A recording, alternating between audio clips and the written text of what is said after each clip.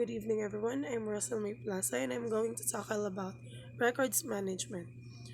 Records management or RM, also known as records and information management or RMI. In the word itself, record management is ikaw dapat ang overall in charge or mag-organize sa mga documents or mga files nga dapat na siya tanan is nakaanhay na siya then imuha na siyang ikana yung kibali kung makita ta sa uban nga mga office is kanang naka-arrange na siya by letter or by number ba na siya. The purpose of records management is part of an organization broader function of governance, risk, and appliance or GRC.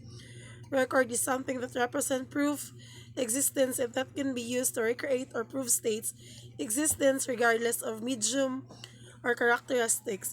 Field of management is responsible meaning hands-on ni siya nga management in the area of field. So actual gid ni siya nga ikaw ang mag-collect or mag-gather sa tanan data nga dapat i-secure nimo siya by level.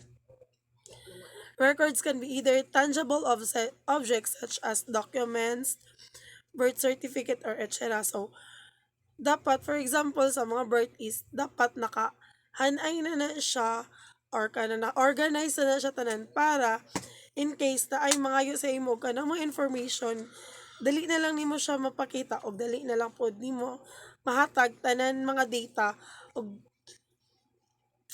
og sa kanang for example sa mga license.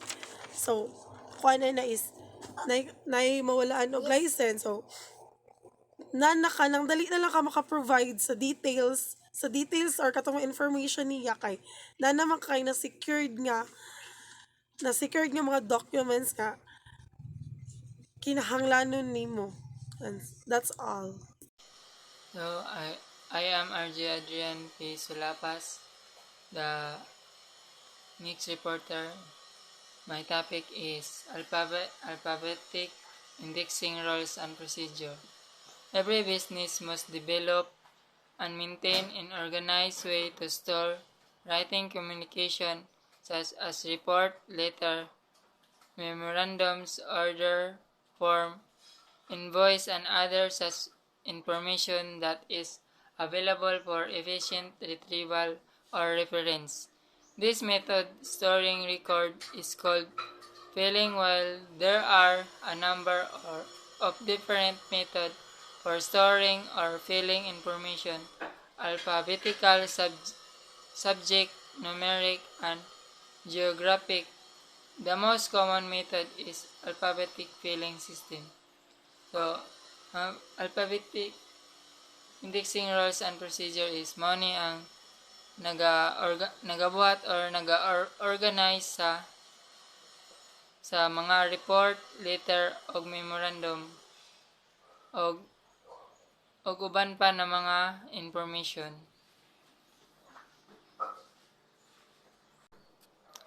So next is basic filing term. Understanding of filing term is necessary. Unit. Each part of a name is unit name are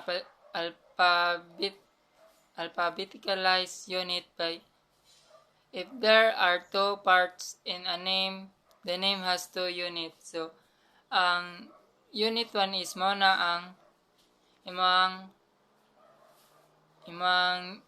first name and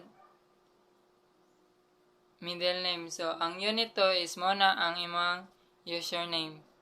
So, indexing. Indexing is determined that order and format of the unit in a name is a person's record filled by first or last name. Is a business record filled under T if the name begins with the. Is fraction considered with alphabetizing a name. Indexing is deciding which a name to file record under and then arrange the unit in order. So, ang indexing is mo ni ang naga-file sa mga mo ni ang nag-alphabetical sa mga files sa mga company. Next is alphabetizing. When you arrange a name in alphabetical order, you are alphabetizing them. Ang alphabetizing is nani siya tulo ka buok na basic category is mo ni ang personal name, business or company name or government. Next is case. The case of a letter refers to whether a letter is written on capital letter A called uppercase or written as a small letter A called lowercase. In alphabetizing, uppercase and lowercase is letter are considered the same. So ang muna ang kwan sa case is pag ang kwan daw ang letter daw is nagsugod sa capital letter is muna ang uppercase. O kanang ang small letter is na muna siya ang lower case. So kung small kung upper og lower case is maura ay the same ra diapon na siya. Good morning, ma'am. I'm Maxine Jane Gisiso from BSBH RDM2C. My topic in this morning is all about alphabetical filing rules and procedures. As an admin, we often had to do filing for the companies we work for. Various places may have very specific rules such as medical files, which I haven't been privy to, or filing by number either ascending or descending. So, sa atong trabaho kung isa sa permi nato buhaton kay ang pag-filing or pag-arrange sa atong mga files na naa sa ato para mas dali or ma-organize nato o mas dali makita atong mga files, in short para dili libog. But there are standard alphabetical system that most people use for clients' file. The most common and the easiest is unit to unit, which takes each part of headers into consideration.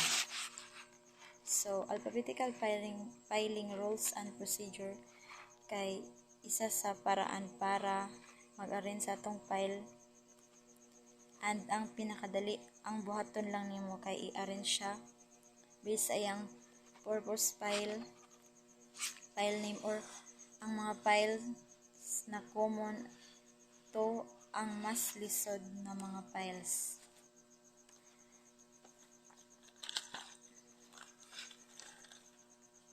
Okay. Number go first. 88 company LLC will go first. Don't go by what the word begins with EE, it with an A. Researchers will look for the file headers itself, not some hidden message there. So your system will start with numerical headers. If you're using alphabetical system, you file numbers in ascending order, that is smallest to large, the same way you would proceed through the alphabetical.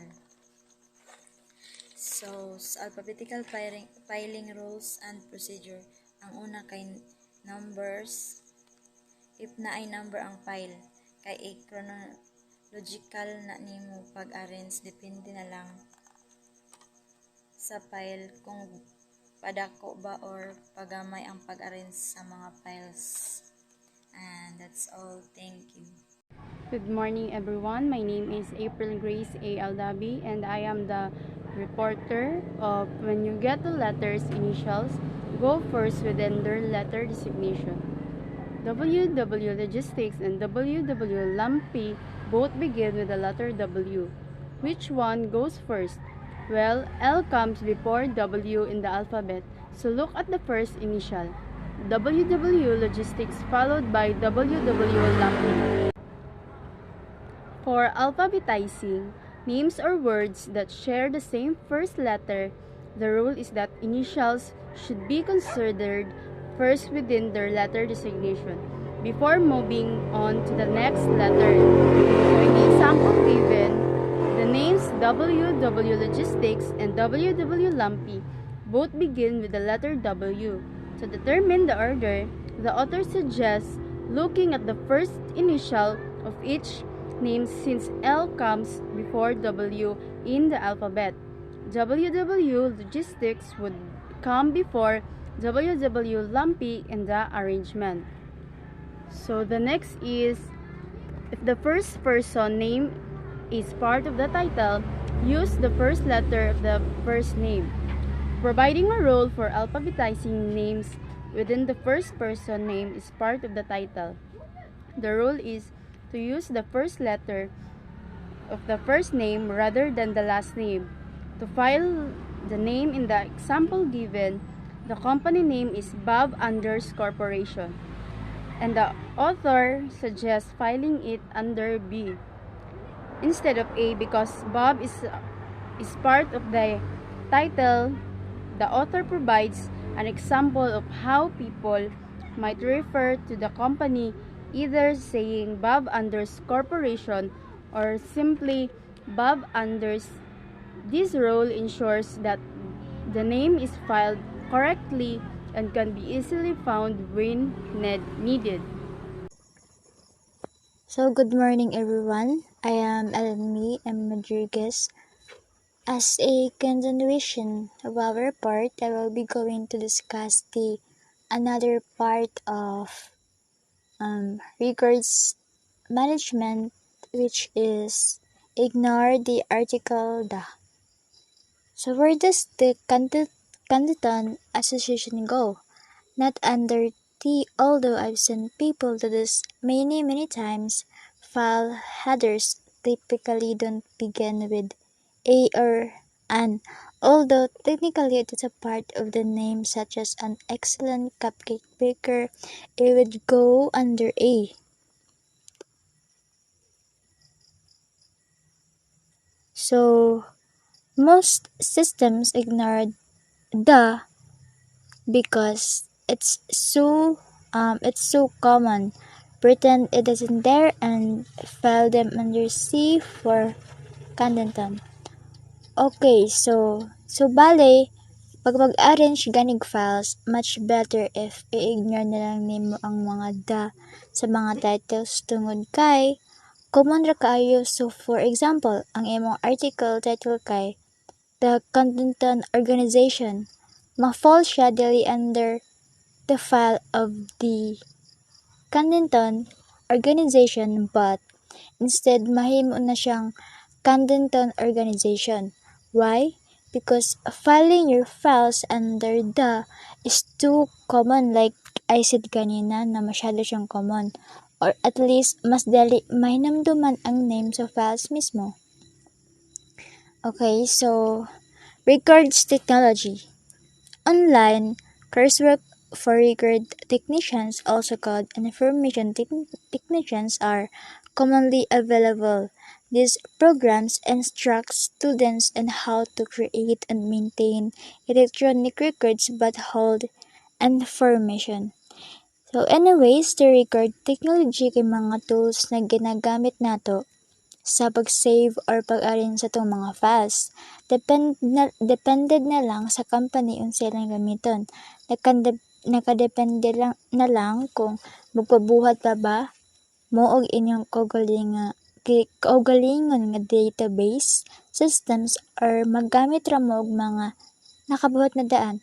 Like for example, kay kanang ginagamit sa Monikas karon na Sims or katong gigamit na last time para magtanaw sa atong mga grades. And that would be all. Thank you.